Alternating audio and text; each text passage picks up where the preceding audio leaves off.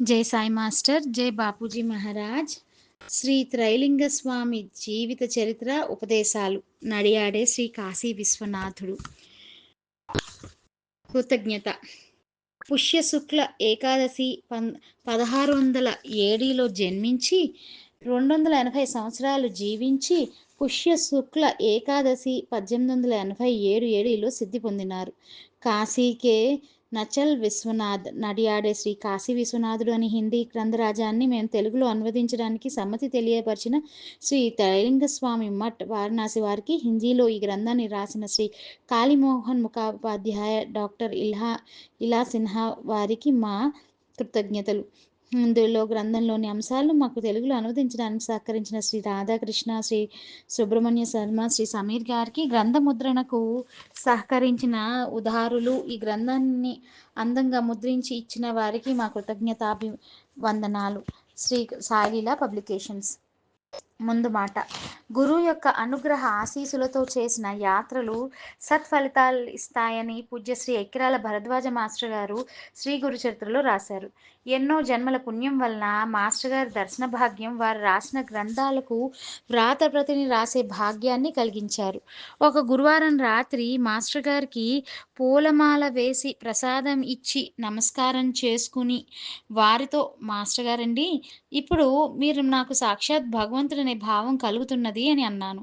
దానికి వారు ఎల్లప్పుడూ ఆ భావాన్ని నిలుపుకొనడమే సాయి దక్ష అని అన్నారు. మాస్టర్ గారి అనుగ్రహం వల్ల వారు నాకు అనేక అనుభవాలు ప్రసాదించారు.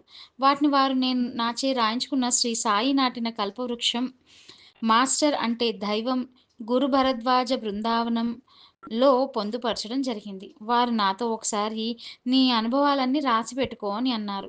అప్పుడు నేను రాసి పెట్టుకున్నాను. ఈనాడు ఇలా నా చేత రాయించుకుంటున్నారు. ఒకసారి మాటల సందర్భంలో నేను ఎలా మాట్లాడాలో, ఎలా వ్రాయాలో నాకు తెలియదండి అన్నాను. దానికి వారు, నీకెందుకు, నేనున్నాను గదా, నీకు నేను నేర్పిస్తాను అన్నారు. బాబా వాకు భగవంతుని వాకు అని మాస్టర్ గారు శ్రీ సాయిలీలామృతంలో రాసినట్లు మాస్టర్ గారి యొక్క వాక్కు కూడా భగవంతుని వాక్కే అని నిరూపించారు. లేకుంటే నాలాంటి పామరుడి చేత ఇంత కార్యక్రమం జరిపించుకుంటున్నారంటే అది కేవలం వారి యొక్క అనుగ్రహ ఆశీస్సులు మరియు అవ్యాజమైన వారి ప్రేమ మాత్రమే. వారు పాకల్పాటి గురువు గారి చరిత్రలో రాసినట్లు మహాత్ముల యొక్క ప్రేమ సర్వ సమమే మనల్ని శుద్ధి చేయాలి గాని మన యొక్క అర్హత ప్రయోజకత్వం కాదు అన్నారు. అది అక్షరాల నిజమేననటానికి సాక్షిని నేనే. మాస్టర్ గారు అనేక మంది మహాత్ములను దర్శించి తన దగ్గరకు వచ్చిన గురుబంధువులందరికీ మహాత్ముల దర్శనము, సేవల యొక్క ప్రాశస్త్యాన్ని వివరించి అనేక మందికి మహాత్ముల దర్శన భాగ్యం కలిగించారు. మాస్టర్ గారి భక్తులు ఎక్కడ ఉన్నా మాస్టర్ గారికి తెలిపితే అక్కడ ఏ మహాత్ముడైనా ఉంటే వారిని దర్శించుకోమని చెప్పడం, లేకుంటే మహాత్ముల సమాధి ఉంటే అక్కడ పారాయణలు దర్శనము చేసుకోమని చెప్పేవారు. అలా మాస్టర్ గారు అనేక మంది గురుబంధువులకు మహాత్ముల దర్శనము, సేవల యొక్క ప్రాశస్త్యము తెలిపి వీలైతే అక్కడ మహనీయుని గురించి వారి యొక్క లీలలు సేకరించమని ప్రోత్సహించేవారు. ఆగస్టు 2008లో మాస్టర్ గారి మహాసమాధికి నమస్కారం చేసుకుని, మాస్టర్ గారండి, నెల రోజులు దత్తక్షేత్ర దర్శనార్థం బయలుదేరుతున్నాను, మీ యొక్క అనుగ్రహ ఆశీస్సులు ప్రసాదించండి అని హృదయపూర్వకంగా ప్రార్థన చేసుకున్నాను.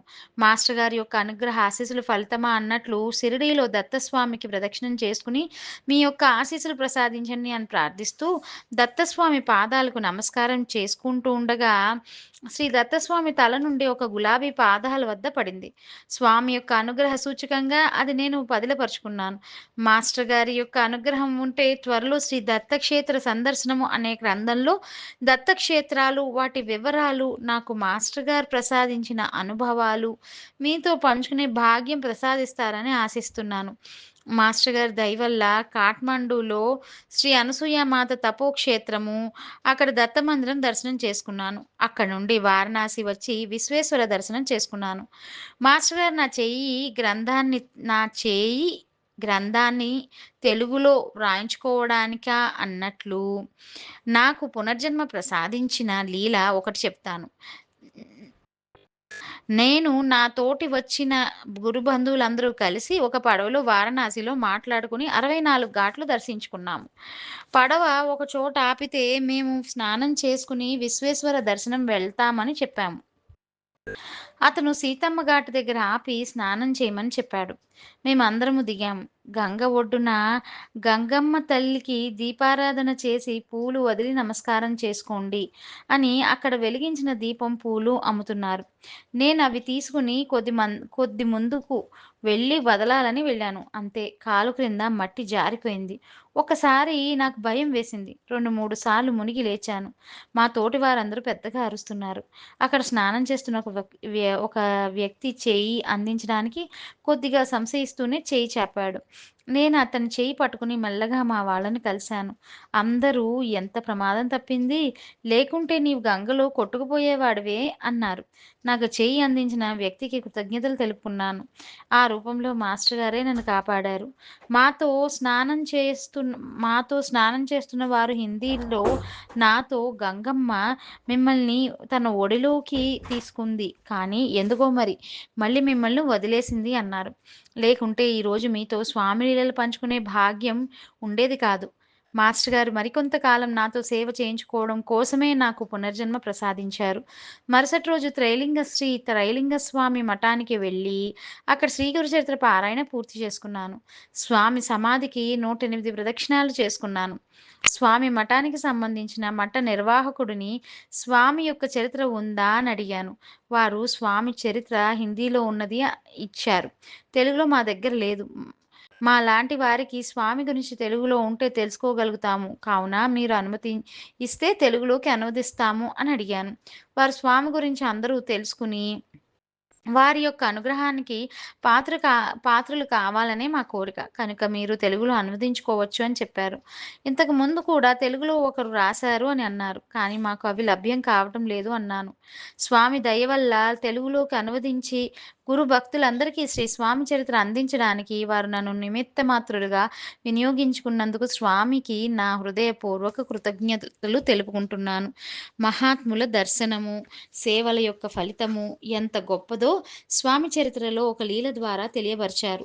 స్వామి యొక్క తల్లిగారు త్రైలింగ స్వామితో సన్యసించిన తర్వాత తాను 12 మంది బ్రాహ్మణులను అంటే బ్రహ్మజ్ఞానులను సేవించిన ఫలితమేమిటో తెలుసుకోమని కోరుతుంది. ఫలితమేమిటో తెలుసుకోమని కోరుతుంది. స్వామి సన్యసించిన తర్వాత తల్లిగారు అడిగిన ప్రశ్నకు సమాధానం కోసం బయలుదేరారు. స్వామివారికి ఒక పండితుడు మార్కేడేయ చండీ తపస్సు చేయుము. ఒక మహాపురుషుడు సాక్షాత్కరించును. ఒక భైరవి కూడా దర్శనమిస్తుంది. వారే నీ ప్రశ్నకు సమాధానం ఇవ్వగలరు అని చెప్పెను. స్వామి అదే రీతిగా చేయగా ఒక జటాధారి అయిన భైరవి, త్రిశూలధారి అయిన ఒక మహాపురుషుడు దర్శనమిచ్చారు. స్వామి తమ తల్లి అడిగిన ప్రశ్న అడగగా ఆ మహాపురుషుడు యోగినితో నీ యొక్క జోలలో ఉన్న 3 గోళీలు తీసి ఇమ్మనగా ఆమె 3 గోళీలు త్రైలింగ స్వామికి ఇచ్చెను. ఆ యోగి స్వామితో ఇక్కడ ఒక పర్వతరాజు ఉండెను. ఆయనకు సంతానం లేదు. ఈ గోళీలు ఆ రాజు యొక్క భార్యకు తినిపించినచో సంతానం కలుగును. ఆ నవజాత శిశువే నీ ప్రశ్నకు సమాధానం ఇవ్వగలడని చెప్పి అంతర్ధానమయ్యారు. స్వామి ప్రయాణం చేస్తూ ఒక వృక్ష ఛాయలో సేద తీరుతుండగా ఒక గొల్లవాడు అక్కడకు రాగా తాను అలా చాలా అలసిపోయానని తన పాదసేవ చేయమనగా ఆ గొల్లవాడు స్వామికి సేవ చేసి వారి పాదాల వద్దే మరణించెను. స్వామి ఉదయం లేవగానే గొల్లవాడు మరణించుట చూచి తనకు సేవ చేసినందుకు గాను స్వామియే ఆ గొల్లవాడికి దహన సంస్కారాలు గావించెను. స్వామి రాజుగారిని కలిసి ఆ గోళీలు రాణిగారికి తినిపించిన తప్పక సంతానం కలుగుతారని చెప్పి మొట్టమొదట ఆ పిల్లవాడితో తానే మాట్లాడవలెనని చెప్పగా రాజుగారు అంగీకరించెను. 10 నెలల తర్వాత రాణిగారు ఒక శిశువుకు జన్మనిచ్చెను. ఈ విషయం విని త్రైలింగ స్వామి ఆ పిల్లవాడిని చూడటానికి వెళ్ళెను. స్వామితో పాటు రాజుగారు వారి అంతరంగికులు కూడా అక్కడికి వెళ్ళిరి. స్వామిని చూడగానే పుట్టిన బిడ్డ కూర్చుని పెద్దగా నవ్వెను.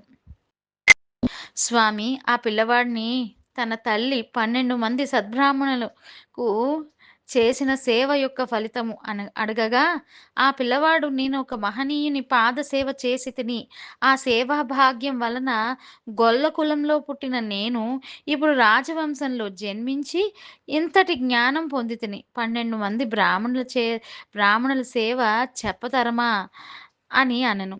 తనకు సేవ చేసిన గొల్లవాడే ఆ రాజకుమారుడని గ్రహించెను. ఈ లీల విపులంగా స్వామి చరిత్రలో పొందుపరచడం జరిగింది.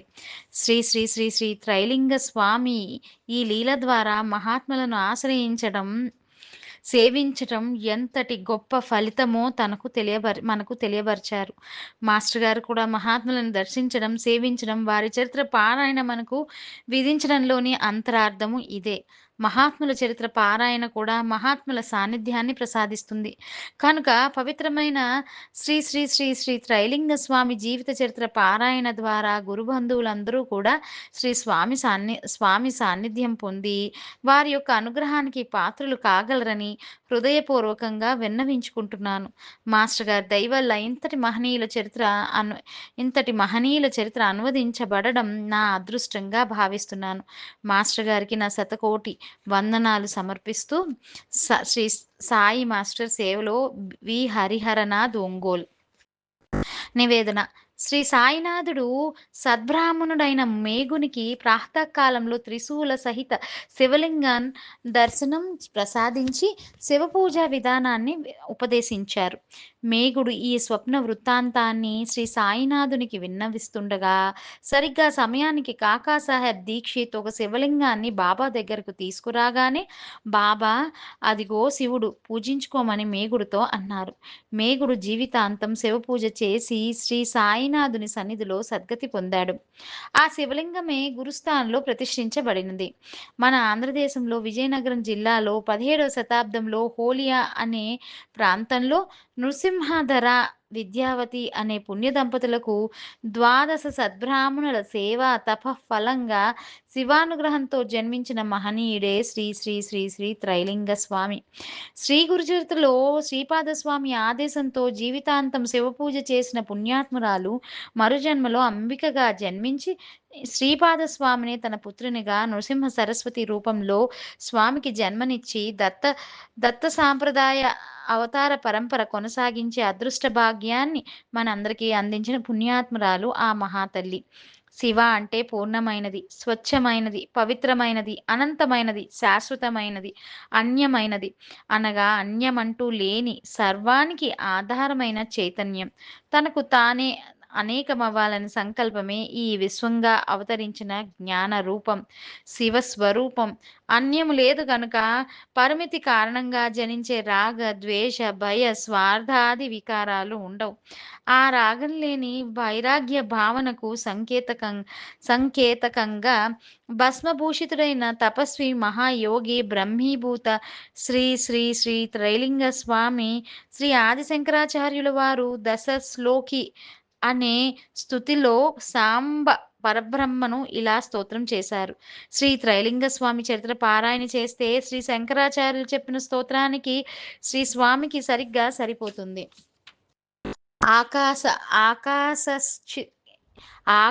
ఆకాశశ్చికురాయతే దశ దిశా భోగోదుకూలయతే సీతాంశుః ప్రసవాయతే స్థిరతరానందః స్వరూపాయతే వేదాంత నిలయాయతే సువినియోయస్స సుస్వు భావయతే తస్మిన్మే హృదయం సుఖేన రమతాం సాం చేవర బ్రహ్మణి భావం. ఎవనికి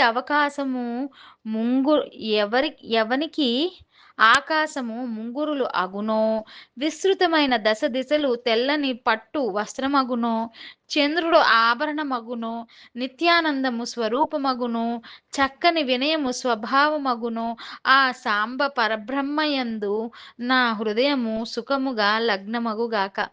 ఆకాశమే ఆయన కేశములు, 10 దిక్కులే ఆయన వస్త్రము. సీతాంశుడు అనగా చంద్రుడు ఆయన శిఖలోని పువ్వు. శాశ్వత ఆనందమే ఆయన స్వరూపమట. వేదాంతమే అనగా ఉపనిషత్తుల సారమే ఆయనకు నివాస స్థానమట. ఇంతటి స్వామి వినయ వినమ్ర విధేయుడట. శీతల వృక్ష ఛాయలో స్ఫురిత ముగ్ధ ముఖార విందంతో దక్షిణామూర్తి అయి శాంతంగా ఆనందంగా కూర్చుని దర్శనమిస్తున్న ఈ త్రైలింగ స్వామి ఆనంద తాండవ మూర్తి మన హృదయంలో విష్టులగుగాక, మన హృదయంలో విష్టులగుగాక అని ప్రార్థిస్తున్నాను. పూజ్యపాదులు మన ఆచార్య ఎక్కిరాల భరద్వాజ మాస్టర్ గారు త్రైలింగ స్వామి గొప్పతనాన్ని శ్లాఘించి ఉన్నారు. ఒక భక్తుడు అడిగిన ప్రశ్నకు సమాధానంగా శ్రీ త్రైలింగ స్వామిని గుర్తించి సేవించని మన ఆంధ్ర జనుల దురదృష్టాన్ని ప్రస్తావించిరి. శ్రీపాదుల వలె స్వామి కూడా తమను గుర్తించి సేవించుకునే పరిపక్వత ఉన్న జనులు నివసించే ప్రాంతాలకు వెళ్ళారని చెప్పడం జరిగింది.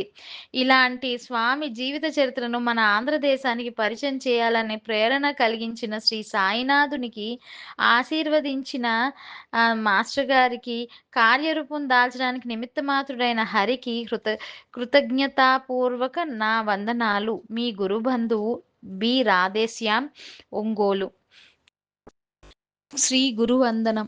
నమః నమః త్రైలింగ్ లింగం శివలింగం మహాయోగి మహేశ్వరం ప్రసీదత్వం జగద్గురు తస్మై శ్రీ గురవే నమః.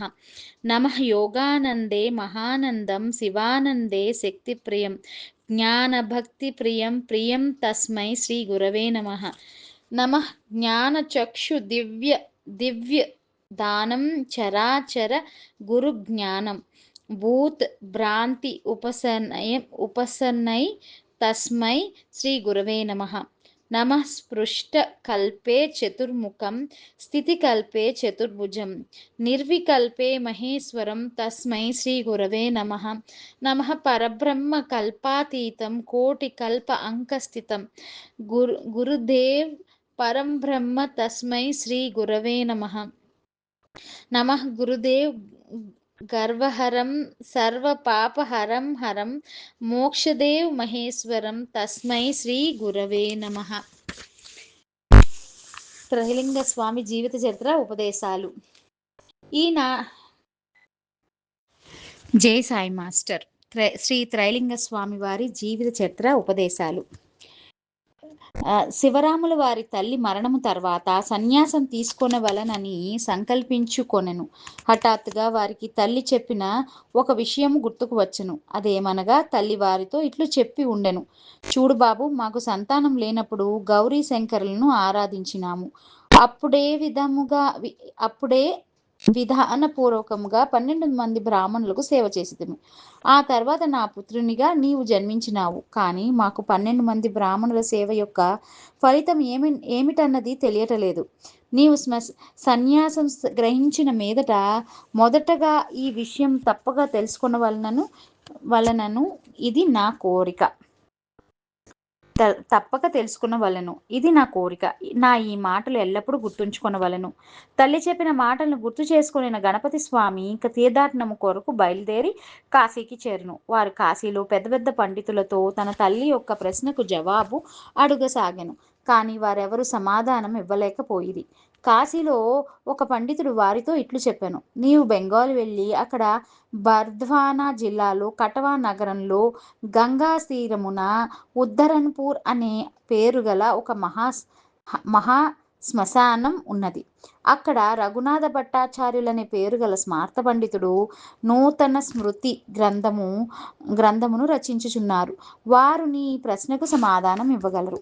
శివరాముల వారు బెంగాల్లో రఘునాథ పండితుల గారి వద్దకు వెళ్ళి ఆయనతో తన తల్లి ప్రశ్నకు సమాధానము ఇమ్మని కోరెను. ఆ పండితుడు ఇట్లు చెప్పెను. ఒక బ్రాహ్మణుని సేవ యొక్క ఫలితమే చెప్పనలివి కాదు. మరి 12 మంది బ్రాహ్మణుల సేవ యొక్క ఫలితం ఎట్లు చెప్పగలము? నీవు నర్మదా తీరమునకు వెళ్ళుము. అక్కడ ఒక వారం వరకు మార్కండేయ చండి తపస్సు చేయుము. తపస్సు పూర్తి అగు లోపల నీ ముందు ఒక మహాపురుషుడు సాక్షాత్కరించును. వారిలో ఒక భైరవి కూడా అగుపించును. వారే నీ ప్రశ్నకు సమాధానం ఇవ్వగలరు. శివరాముల వారు ఈ మాటలను అనుసరించి నర్మదా తీరమునకు వెడలను.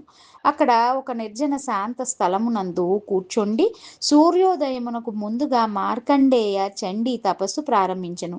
ఆ దినములు గడిచిన 4 దినములు గడిచిన మీదట అన్ని ప్రాణి గణములు 4 వైపులా ప్రోగై ఆ తపస్సు ఆలకించసాగినవి. ఐదవ రోజు తర్వాత ఒక త్రిశూల జటాధారి పురుషుడు అవతరించెను. కొద్ది సమయంలోనే ఒక జటాధారి అయిన భైరవి కూడా విరబోసుకున్న కేశములతో త్రిశూలధారి అయిన పురుషుని దగ్గరకు వచ్చి నిలబడెను. తపస్సు పూర్తి అయిన పిదప శివరాముడు ఆ పురుషునితో ఇట్లు అడిగెను, 12 మంది బ్రాహ్మణుల సేవ యొక్క ఫలితమేమి? ఆ మహాపురుషుడు యోగిని ఉద్దేశించి ఇట్లు చెప్పెను, నీ యొక్క జోలెలో ఉన్న 3 గోళీలు తీసి ఇతనికి ఇమ్ము. అప్పుడు శివరామునితో అనెను, ఇక్కడ ఒక పర్వతరాజు ఉండెను. ఆయనకు సంతానము లేదు. ఈ గోళీలు ఆ రాజు యొక్క రాణికి తినిపించినచో సంతానం కలుగుదురు. ఆ నవజాత శిశువే నీ యొక్క ప్రశ్నకు సమాధానం ఇవ్వగలడు అని చెప్పి ఆ మహాపురుషుడు అంతర్ధానమయ్యెను. 7 రోజుల వరకు తపస్సు చేసిన కారణంగా శివరాముడు చాలా బలహీనపడిరి మరియు చాలా ఆకలి కలిగెను. ఆయన దగ్గరలోని దుకాణములో భోజనము చేసి ఒక వృక్షఛాయన కూర్చుండెను. అదే సమయంలో ఒక పెద్ద గడ్డి మోపును తలపై పెట్టుకుని ఆ చెట్టు క్రిందకు వచ్చి కూర్చుండెను. ఆ శివరాముడు అతనితో ఇట్లనెను. అదే సమయంలో ఒక వ్యక్తి గడ్డి మోపును తలపై పెట్టుకుని ఆ చెట్టు క్రిందకు వచ్చి కూర్చుండెను. శివరాముడు అతనితో ఇట్లనెను, బాబు, నీవు ఏ జాతికి చెందిన వాడవు? అతడు ఇట్లనెను, నేను గొల్లవాడిని. రాత్రి అంతా ఇక్కడ విశ్రాంతి తీసుకుని ఉదయమే ఇంటికి వెళ్ళుదును. అందుకు శివరాముడు ఇట్లనెను, నేను కూడా ఉదయమునే రాజధానికి వెళ్ళవలను. అందువలన ఇద్దరం ఒకసారి వెళదాము. ఇప్పుడు కొంచెం నీవు నా పాదములు నొక్కవలను. ఇలా చెప్పి వారు నిద్రించిరి. ఆ గొల్లవాడు అర్ధరాత్రి వరకు వారి పాదములు నొక్కుచూ చివరలో నిద్రించెను. ఉదయం లేచి శివరాముడు అతనిని పిలిచెను, కానీ గొల్లవాడు లేవలేదు. అతను మృతి చెందెను. శివరాముడు రాత్రి అంతా ఆ వ్యక్తి పాదములు నొక్కి తన సేవలోనే మృతి చెందెనని భావించెను. కావున అతనికి అంతిమ సంస్కారములు చేయుట తన కర్తవ్యం అనుకొనెను. ఆయన దుకాణం నుండి కట్టెలు మొదలైనవి తీసుకుని వచ్చి పావన నర్మదా నది తీరమున అతనికి అంతిమ సంస్కారములు పూర్తి చేసి అందునే స్నానము ఆచరించి రాజధానికి పయనమయ్యెను. రాజధానికి వెళ్ళి రాజు యొక్క గృహమునకు వెళ్ళి ఇట్లు అనెను, తన వద్ద దైవికమైన మూలిక ఉన్నది. దీనిని తినిపించినంతనే రాజుగారికి పుత్ర సంతానం కలుగును. మంత్రి గారు ఈ విషయం రాజుగారితో చెప్పాను, కానీ మహారాజు ప్రత్యేకంగా ఆహ్వానించలేదు. ఎందుకనగా రాణిగారికి అంతకుముందు చాలా దైవ మూలికలు తిని ఉండను, అయినా ఫలితం లేకుండాను. మంత్రిగారు ఈ విధముగా చెప్పిరి. మహారాజు ఈ మందు తినిపించిన తర్వాత రాణిగారికి పుత్ర సంతానం కలుగు వరకు ఈ బ్రాహ్మణుడు అంతఃపురం నందే ఉండుటకు నిశ్చయించుకొనెను. అప్పుడు మహారాజు శివరాముని పిలిపించి ఆ మందుని ఇమ్మని అడిగాను. శివరాముడు ఇట్లనెను, మాకు డబ్బు ఇవ్వవలసిన అవసరం లేదు, కానీ ఒక షరత్తు ఉన్నది. ఆ పుత్రుడు జన్మించిన వెంటనే మొదట చూచుటకు అనుమతి ఇవ్వవలెను. రాజు అందుకు అంగీకరించెను. బ్రాహ్మణుని నుండి ఆ ఔషధం తీసుకుని రాణికి తినిపించెను. 10 నెలలు నిండిన తరువాత ఒక శుభముహూర్తమందు ఉదయముననే రాణి ఒక పుత్రునికి జన్మనిచ్చెను. ఆ పిల్లవాడు జన్మించగానే మఠము వేసుకుని కూర్చుని పెద్దగా నవ్వసాగెను. దీనిని చూచిన ప్రజలు ఆశ్చర్యచకితులైరి. రాజమహల్ నందు కోలాహలము చెలరేగెను. ప్రజలంతా వచ్చి శివరాముని వెంట నిలుకుని ప్రసూతి గృహమునకు వెడలిరి. ఆయన లోపలకు ప్రవేశించగానే శిశువు కూర్చుని పెద్దగా నవ్వెను. ఆయన శిశువునకు ప్రణామమాచరించి ఇట్లా అడిగిరి, రాజకుమార, 12 మంది బ్రాహ్మణుల సేవ యొక్క ఫలితమేమి? శిశువు, నేను కొద్ది సమయం మాత్రమే ఒక బ్రాహ్మణునకు సేవ చేసి తిని దీనితో గొల్ల కొలుమున ఉన్న వాణిని కాస్త రాజకులంలో రాజపుత్రునిగా జన్మించి తిని. దీనివల్ల మీరే ఆలోచించుకోవచ్చు, మరి 12 మంది బ్రాహ్మణుల సేవ యొక్క ఫలితం ఏమిటి అన్నది అనెను. స్వామి వెంటనే గ్రహించెను. ఆ పిల్లవాడు ఎవరో కాదు, తన పాదసేవ చేసిన గొల్ల పిల్లవాడే రాజకుమారుడుగా జన్మించెను అని అనుకొనెను. తల్లి 12 మంది బ్రాహ్మణుల సేవ యొక్క ఫలితముననే తన వంటి పుత్రునికి జన్మనిచ్చినని శివరామునకు అర్థమైనది. ఆ బాలకునికి నమస్కరించి ఆయన అక్కడి నుండి బయలుదేరెను. స్వామీజీ అక్కడి నుండి 1697 సంవత్సరంలో తీర్థాటనకు బయలుదేరి రామేశ్వర సేతుబంధం వెళ్ళినారు. కార్తీక శుక్ల పంచమి నాడు రామేశ్వరునికి పూజ మరియు పెద్ద జాతర జరుగుతుంది. ఈ ఉత్సవంలో అనేక దేశాల ప్రజలు మరియు సాధువులు మహాత్ముల సంగమం జరుగుతుంది. జాతరలో తిరుగుతూ ఉన్నప్పుడు శివరామునికి తన జన్మస్థల వాసులైన వ్యక్తులు తారసపడినారు. వారు చాలా రోజుల తర్వాత ఆయనను గాంచి పరమానంద భరితులైనారు. వారు మరెవరో కాదు, చాలా రోజుల క్రితం ఆయనను ఇంటికి రమ్మని పిలిచి విఫలమైన వారు. జాతర రెండో రోజులో ఒక బ్రాహ్మణుడు ఎండ తాకిడికి మూర్ఛిల్లి కొంతసేపటి తర్వాత మరణించాడు. ఆయన తోటివారు చాలా దుఃఖితులై అంతిమ సంస్కారాలకు పూనుకున్నారు. అదే సమయంలో శివరాముల వారు అక్కడకు వచ్చి తన కమండలంలోని నీటిని మృతుని శరీరంపై చల్లినారు. ఆ తర్వాత మెల్లగా ఆ వ్యక్తికి స్పృహ వచ్చినది. శ్రీరాముల వారు తోటి వారితో అతనిచే కొద్దిగా పాలు త్రాగించమని ఆజ్ఞాపించిరి. తర్వాత అచ్చటి నుండి బయలుదేరను. ఈ ఆశ్చర్యకరమైన ఘటనను చూసి ప్రజలు ధన్యులైనారు. అక్కడి నుండి బయలుదేరి శివరాముల వారు దేశాటన గావిస్తూ కాంజీవరం, కంచీపురం, శివకాశి, నాసిక్, పంపాసాగర్ మీదుగా 1699 సంవత్సరంలో సుదామాపూరి చేరినారు. రామేశ్వరంలో స్వామీజీ చూపిన లీల తన కన్నులతో కాంచిన ఒక దరిద్ర బ్రాహ్మణుడు సుదామాపూరిలో నుండెను. ఆయన శ్రద్ధాభక్తితో స్వామిని తన ఇంటికి ఆహ్వానించెను. ఆ బ్రాహ్మణుని యొక్క శ్రద్ధాభక్తులను మరియు సేవాభావమునకు సంతుష్టులైన స్వామివారు ఆ బ్రాహ్మణుడు తనను ఇంటికి పిలుచుటకు కారణం అడిగాను. ఆ బ్రాహ్మణుడు ధనము మరియు పుత్రులను కోరెను. స్వామివారు అతని మనోభిష్టము పరిపూర్ణమగునని వరమిచ్చెను. 1 సంవత్సరం లోపలనే ఆ బ్రాహ్మణుడు ధనవంతుడైనాడు మరియు ఆయనకు ఒక పుత్రుడు జన్మించెను. ఈ విషయం ఆ ప్రాంత జనులందరికీ తెలిసి స్వామిని తన కోర్కెలను తీర్చమని విసిగించసాగిరి. దీనితో వారి సాధనకు విఘ్నము కలిగినది. 3 సంవత్సరములు సుదామపురిలో ఉండిన పిదప అచ్చటి నుండి బయలుదేరను. శివరాముల వారు 1702 సంవత్సరంలో ప్రభాస క్షేత్రము నుండి ద్వారకాపురి మీదుగా నేపాల్ రాజ్యమునకు వెళ్ళిరి. అక్కడ అడవిలో నిర్జన స్థలంలో ఉంటూ యోగాభ్యాసము చేయసాగిరి. ఒకరోజు నేపాల్ మహారాజు తన సైన్యంతో వేటకు వచ్చెను. ఆ రాజు యొక్క ప్రధాన సేనాపతి ఒక తుపాకీ గుండును పేల్చగా అది సింహమునకు తగలలేదు. సింహము ప్రాణభయంతో భీతిల్లినది. విచిత్ర ధ్వని చేయుచు పరిగెత్తుతూ స్వామి ధ్యానంలో నిమగ్నులై ఉన్న చోటుకు వచ్చి వారి పాదములపై పడెను. ఆ సింహం యొక్క విచిత్ర ధ్వనితో స్వామీజీ ధ్యానమునకు భంగం కలిగినది. కన్నులు తెరిచి ఆయనకు సింహమును చూచిన తర్వాత పూర్తి విషయం అవగతమైనది. ఆయన సింహము శరీరంపై చేతితో నిమరసాగిరి. సింహమును వెంటాడుతూ వచ్చిన సైనికుడు అక్కడకు వచ్చి ఈ అసాధారణ దృశ్యమును చూచి చకితుడైనాడు. స్వామీజీ సంకేతము ద్వారా ఆ సైనికుని తన దగ్గరకు పిలిచెను. ఆ సైనికుడు భయపడుచు స్వామిని సమీపించి ప్రణామము చేసెను. స్వామి చిరునవ్వుతో ఇట్లనెను, ఇంతగా భీతిల్లుతూ ఆశ్చర్యపడవలసిన అవసరం ఏమున్నది? నీవు మనసులో హింసా ప్రవృత్తిని వదిలివేసినచో క్రూర జంతువు కూడా నీ పట్ల అదే సాధు స్వభావమును కలిగి ఉండును. దీనికి ప్రత్యక్ష నిరూపణగా ఈ శాంత స్వభావురాలైన సింహమును చూడుము. ఇప్పటి వరకు నీవు దీనిని వధించవలననుకుంటువి, కానీ ఇప్పుడు అదే భయంతో భీతిల్లుచుంటివి. ఎవరికి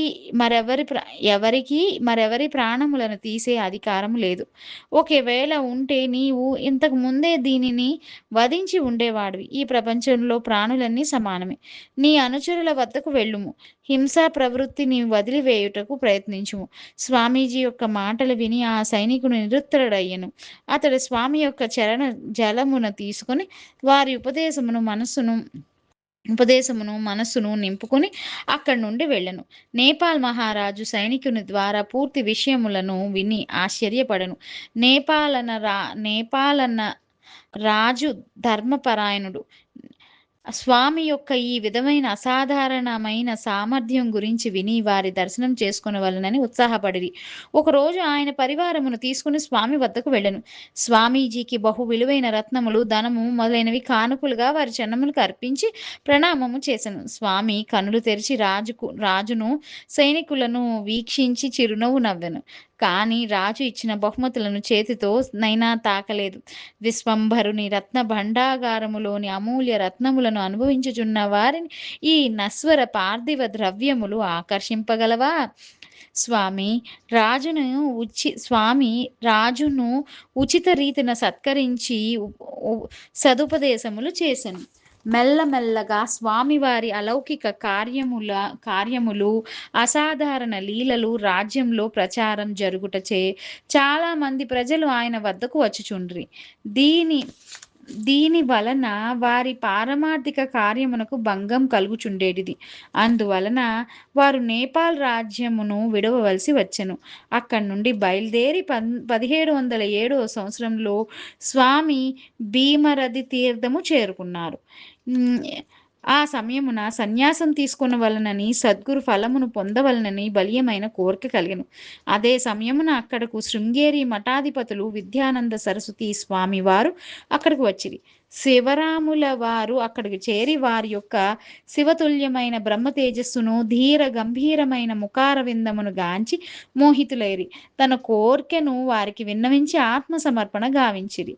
విద్యానంద సరస్వతి స్వామి సర్వగుణ సంపన్నుడైన ఆత్మజ్ఞాన పరిపూర్ణుడైన శివరాముని తమ వద్ద ఉంచుకొని ఆదరించి వారు ఒక శుభ దినమున శివరామునికి దండము, కమండలము మొదలైనవి ఇచ్చి సన్యాస దీక్ష అందించారు. వారి యొక్క సన్యాస ఆశ్రమ నామము రామానంద సరస్వతిగా మారెను. స్వామివారి గురువు వద్ద నుండి వేదాంగాలు మొదలైన శాస్త్రములను నియమపూర్వకంగా పఠనము చేసి పరమాత్ముని సకల నిగూఢ తత్వములు మనసు నిలుపుకొనగలిగెను. అక్కడే ఉంటూ ఆయన కామ్య, నిష్కామ, నిత్య నైమిత్తిక విధములైన సాధనా అభ్యాసములను చేసి తన మనసులోని సంశయములను అంతమొందించుకొని మనసును పవిత్రపరచుకొనిరి. ఆ తర్వాత శమ ధమ రాజయోగములను సాధన గావించి అంతరాత్మలో తీవ్ర వైరాగ్య భావములను, ముముక్షతను పొందిరి. మెల్లగా వారు నిరాకార బ్రహ్మ యొక్క పూజకు అధికారిగా మారిరి. గురువుగారు వారికి నిరాకార బ్రహ్మ పూజను ఉపదేశించి తదనురూప మార్గమునకు దారి చూపిరి. తర్వాత గురువుగారు దక్షిణ యాత్రకు బయలుదేరుతూ స్వామివారిని మరికొద్ది దినములు భీమరథిలో యోగాభ్యాసము చేయమని నిర్దేశించిరి. గురువుగారు వారిని ఎల్లప్పుడూ ఆత్మధ్యానములో నిమగ్నమై ఉండమని ఉపదేశించిరి. ఇదే సమయంలో వారికి ఆత్మ సాక్షాత్కారం అయినది. వారికి సాధన ద్వారా ఆకాశము, పృథివీ, పాతాళము మరియు జలములో ప్రవేశించగలిగే సిద్ధులు ప్రాప్తించినవి. గురువుగారు వెళ్లే ముందు వారిని టిబెట్లోని మానస సరోవరం వెళ్లి తపస్సు చేయమని ఆదేశించిరి. భీమరథి నుండి ఉత్తరాఖండ్ మీదుగా వెళ్లే సమయమున స్వామివారు కేదార్నాథ్, బద్రికాశ్రమము, గుప్తకాశీ, త్రియోగి, నారాయణ మందాకిని తీరం మొదలైన ప్రదేశములలో యోగ సాధన చేసిరి. వారి వంటి మహాయోగులకు ఎక్కడైనా తిరగడం అసంభవం కాదు. స్వామివారి కార్యాలు మనలాంటి అజ్ఞానులకు చాలా కష్టము. స్వామివారు ఇచ్చామాత్రంతోనే ఆకాశంలోనూ, నీటిపైన, పృథ్వీపైన, పాతాళంలోనూ చలించగలరు మరియు మవనుగలరు. క్రీస్తు శకం 1710 సంవత్సరంలో స్వామి మానస సరోవరం వెళ్ళిరి. అక్కడ వారు దీర్ఘకాలం సాధనలో గడిపిరి.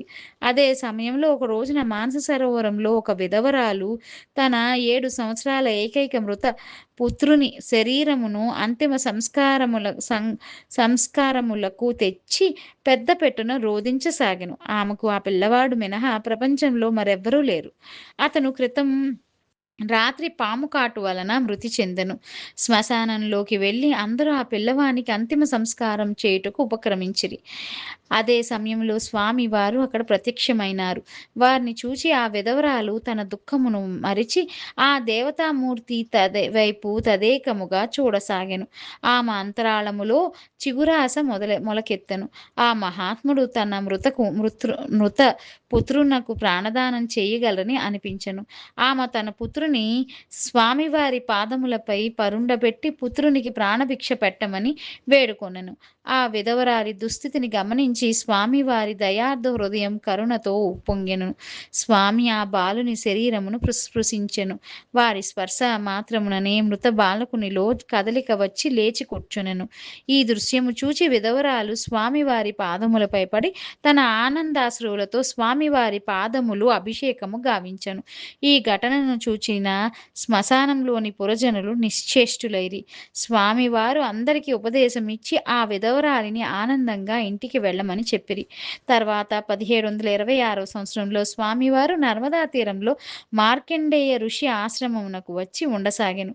అక్కడ చాలా మంది మహాత్ములను కలిసి పరమానంద భరితులైరి.